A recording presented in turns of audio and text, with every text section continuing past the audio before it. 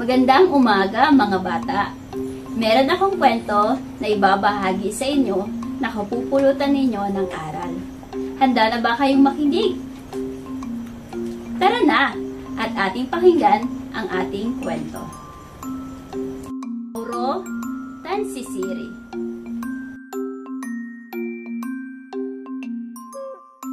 Sino kadi ang mas mapirsa?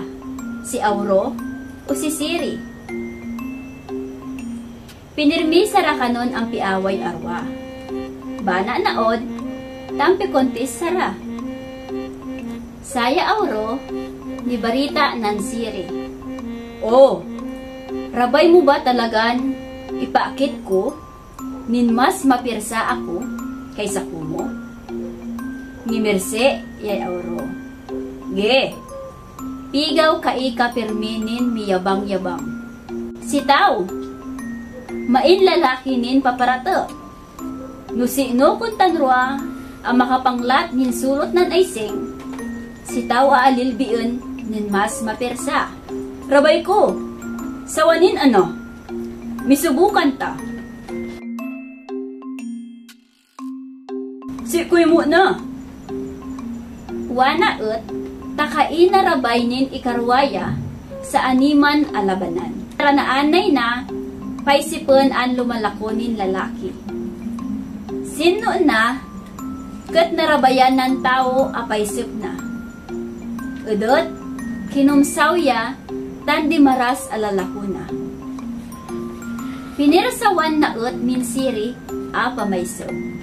Nisarado ng tao, asarban butones nin aising na, anggan lioy. Impos ng Siri, asarban persana sa pamaisip. Lalo na ut an ipiton ng braso ng lalaki aaising na tamaray up yay na.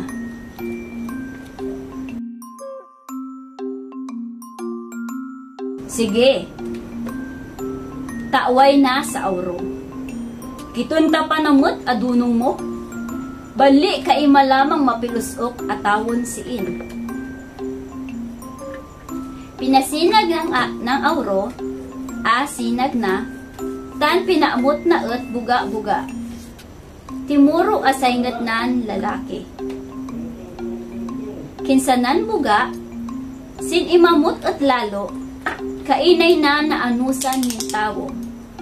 Ginlat na nga amin abutunes nan aising na, tan nilusokya. Nanalo yay Auro. Mula sin saytaw, kaiyay na uman ni yabang-yabang asiri. Andi lingwanan, andi pirmin ni yabang-yabang. Ta kasana mo't mabistan maibinang pumo. Mas mabista sa tao, nin main ayupa nin kalooban. Ta kai, tan kai ang pagmalaki. Mas masitara yan tao, dan sisayan tao, nin abaw an ibarita, kat kurang namot sa gawa, tal kasan serbina. Magin mautak sa animan a desisyon nin gawon. Ako po, si Binibining Angelica C. Kaakbay. Maraming salamat sa inyong panunood. God bless!